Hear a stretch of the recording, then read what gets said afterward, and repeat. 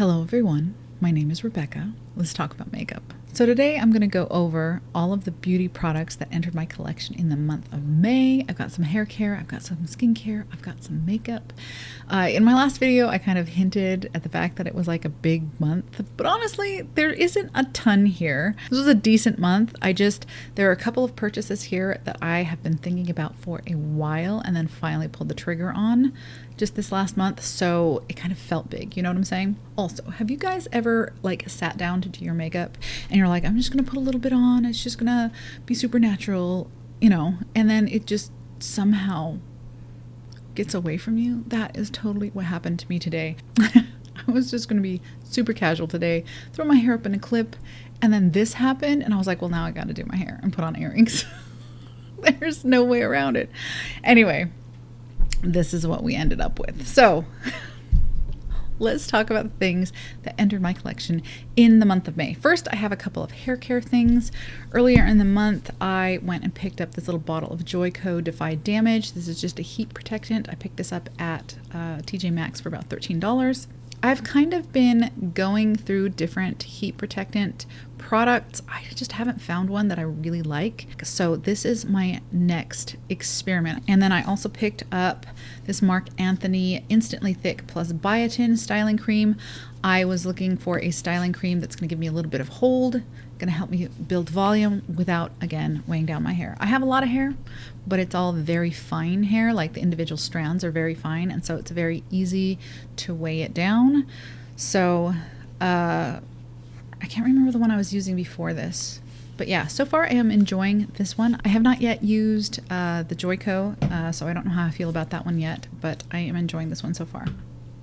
So those are my hair care products. I also picked up a new bottle of the lash primer. This is the Four Belly Lash Primer for eyelash extensions. This just removes proteins and oils before applying any kind of eyelash extension. I like to use the little extended wear lash clusters that you apply underneath the eye. I wear these for about 4 or 5 days before swapping them out. And this primer really helps with the longevity. So I had one of these in my empties, and this is the new one that I have on the go. I also picked up another package of my favorite lash clusters. This is still in the packaging, but these are the Langkiz. These are in the style Alka. You can see it through the plastic. In the D-curl or C-curl. I find that the D-curl is just, I don't know, I feel like it's a little too curly, and I feel like that makes it look really artificial and caterpillary, like especially on the outside of the eye. I don't think it's flattering to my eye shape for the D-curl. Anyway, so I picked up a box of those. I have those on like Amazon subscription, and so I get sent a box every month, and that usually is enough for me. I also picked up a new Lash Links lash glue. This is the lash glue that I prefer. I was not completely done with the previous tube, but I misplaced it right before we left on vacation, and I kind of panicked and bought a new one. I also bought another lash glue that I wasn't able to find before sitting down here. Why is there toothpaste over everything? Oh, my kids have been coming into my room to brush their teeth and borrowing my toothpaste, and which means I'm finding toothpaste on just everything. It's like there's toothpaste on the most random objects in my bathroom. Anyway, I bought another thing of lash glue. I bought some of the Ardell Lash Tight glue, and I had used it years ago, didn't love it, but that was when I was using the tiny knotless clusters, not the segments, but like the little clusters. And I didn't love the Ardell back then, but then I was watching Desiree from Day by Day Desiree. I'll link her below. And she was showing that that's what she uses on her lash clusters. And I thought, maybe I'll give it another try. I tried it and I didn't love it. And I think this is why. Maybe it's because of my oil production or whatever, but even Ardell Lash Tight is not enough to keep the segments on for the entire 4 to 5 day period. Especially here in the inner corner, I would start to get lifting on one side or the other side of the lash cluster. So as soon as the lash cluster starts to lift, you have to take it off, put more glue on, and put it back on, which is pretty simple. It's a pretty simple process with this type of kind of more stretchy lash glue. It dries down to a more tacky, rubbery finish, kind of like traditional lash glue. You know what I'm saying? Whereas the Lash Tight, it dries down hard, like a resin. And I wasn't able to get the lashes off in order to reapply them. And even after using like the special remover that you use for Lash Tight, I ended up losing several natural lashes. And so I don't think, obviously it does work for some people, but it's not the option for me. If you're someone who doesn't experience a whole lot of lifting with your lash clusters, maybe you have less oily eyelids than I do or whatever, it might be an option. But for now, I think I'm going to be sticking with my Lash Links glue. And then we have a little bit of skincare. I picked up a double pack of these. This is my Biore UV Aqua Rich Watery Essence. It is SPF 50 plus PA plus plus plus plus. This is my favorite sunscreen. This is Japanese sunscreen. It is so lightweight and beautiful. It is chemical sunscreen.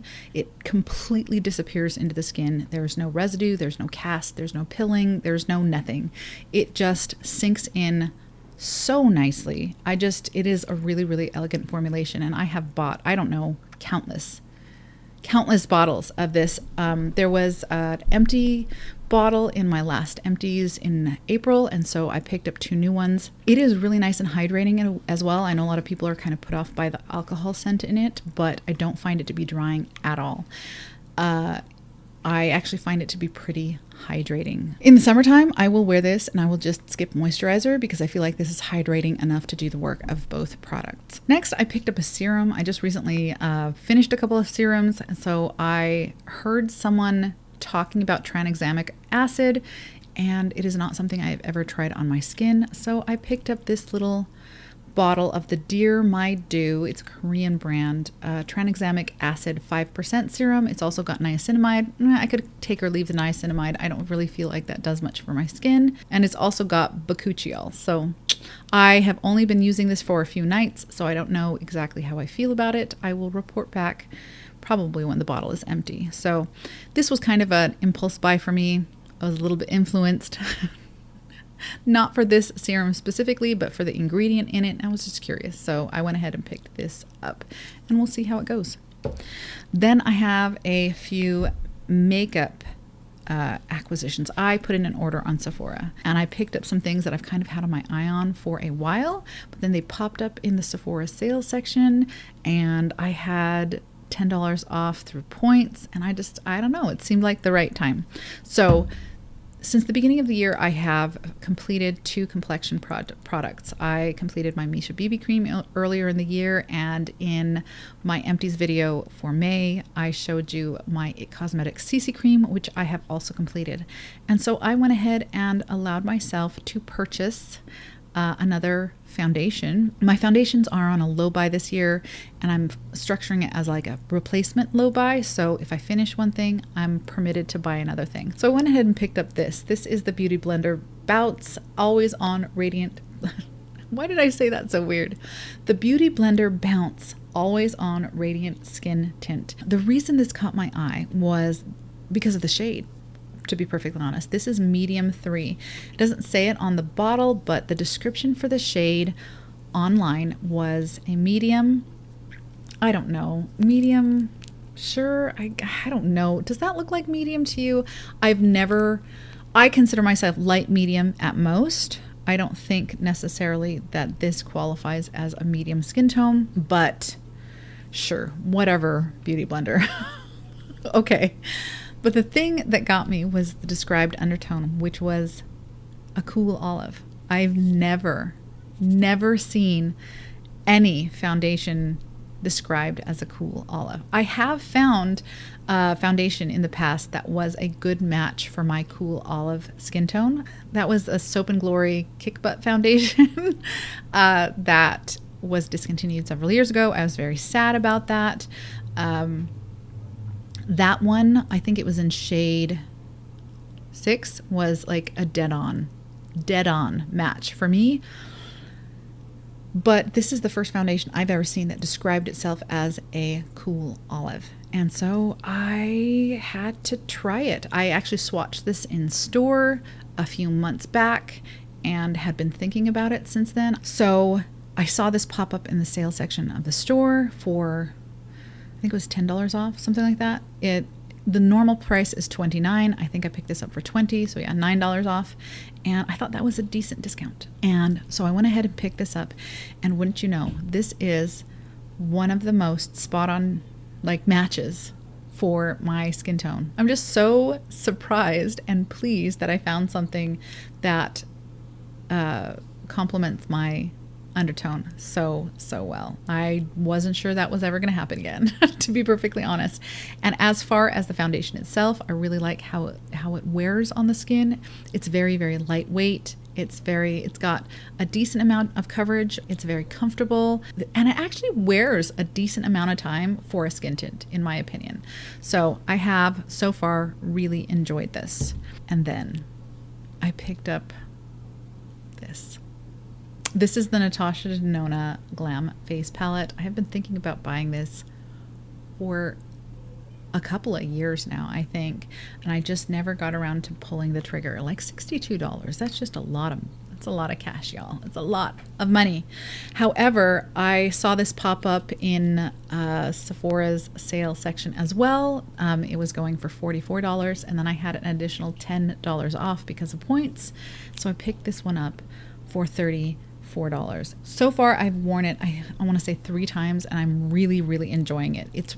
These two together, I feel like, are just my perfect summer face. Just super natural, easy, soft. And at the same time, I can see that this can definitely be used as a base for a more dramatic look. I think it's got a lot of versatility as far as that is concerned. Whereas from the reviews I've seen, the new Natasha Denona face palette, the Hyper Real High Glam, I can't remember what it was called, but the new one I don't think has the same versatility that this palette does. Anyway, I am really glad that I was able to pick it up. I'm especially glad that I was able to pick it up at such a good discount, and I have really been enjoying this palette. I've especially been enjoying these together.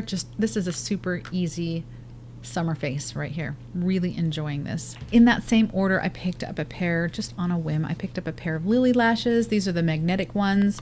This is the starter kit that comes with the magnetic liner. I recently had a magnetic liner. I think it was my velour magnetic liner I had in my empties. I just had a little mini, and so I was happy to get another liner. This is the Lily Lashes magnetic liner. I don't think I've ever used it before, but it's a good one. It seems like a really decent one. It's got a good amount of hold. This style of lash is the Miami style, which, to be perfectly honest, is a little bit more dramatic than I was anticipating. Apparently, this is the consummate 2017 dramatic smoky cut crease lash. But I mean, I had no idea, because I don't wear a lot of strip lashes, and definitely not higher end ones. But I like having a pair of magnetic lashes around for when I don't feel like applying these under the eye clusters. And so I actually trimmed these ones. These ones are a little bit shorter. You can see the little pieces I trimmed. I trimmed about 3 of the magnets off of the end, just because I do find that with any kind of strip lash, the traditional kind or the magnetic kind, that inner corner, I don't know if it's just the topography of my eye or if this is a problem everybody has, but there is nothing I can do to keep that corner where it's supposed to be and where it doesn't look weird and unnatural. So I went ahead and trimmed a little bit of that off, so it's more of it's not fully a half lash, it's like a 3/4 lash. I'm enjoying the magnetic liner. I feel like it's a really good one. I don't have to layer it and layer it and layer it in order to get the appropriate amount of hold for these magnets.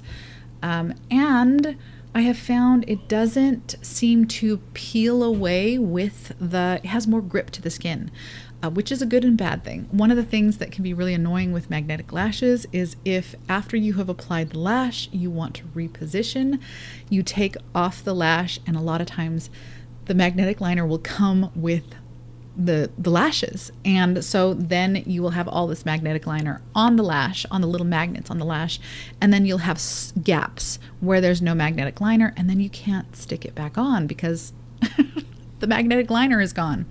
And then you have to reapply, and it's a whole deal. I feel like while that can still happen with this one, I feel like it happens less with this. I feel like there's more grip to the skin with this liner than with some others that I have experienced.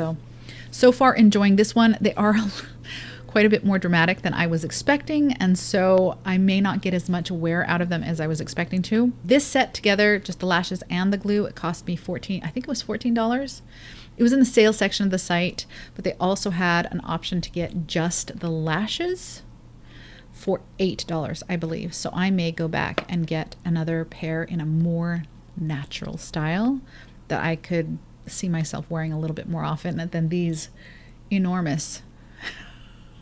I mean, I feel like when I'm wearing these, I mean, they are pretty, but they are definitely a statement, and I feel like I could possibly get into the atmosphere with these ones if I batted my eyelashes hard enough. Anyway, that is pretty much it. Those are all of my beauty products that I purchased in the month of May. I'm actually pretty pleased looking at all of these products here on the desk. I'm pretty pleased with all of these purchases. The Ardell Lash Tight was kind of a bust, but I have not yet tried it in conjunction with the Lash Links glue. I like to do a double bond where you put glue on the lashes and then also glue on the clusters. And it occurs to me that if I put the Lash Links glue on my natural lashes and then a little bit of Ardell on the cluster itself, I may get a little bit of extra hold from the Ardell while maintaining the flexibility of the Lash Links glue. So that is something that I think I probably will try as soon as I've gotten over the shock and the trauma of having lost some natural lashes. But anyway, so that one didn't super work out for me, but it may yet still. Who knows? And I haven't tried out the Joico yet, but I've enjoyed every Joico product that I have used so far. So I have no reason to believe that this won't be similarly wonderful. And as far as the makeup products go, I feel like these are products that I have been considering for long enough that, yeah, I'm happy. I'm happy with these ones. I feel like I'm more likely to feel a little bit of regret or remorse for a makeup purchase if it is an impulse buy than if it's something that I've really been considering for a long period of time, as I've been considering these two. So I am pleased with these purchases so far. And we managed to get through without breaking any low buys or no buys. I didn't even have any borderline products like I did last time with that Mally Face Defender. So yeah, I feel like I did pretty good this month. How are you doing? Are you on a low buy or a no buy? How did your month go? Tell me all about it. And thank you for spending this time with me. I'll see you in the next one. Bye.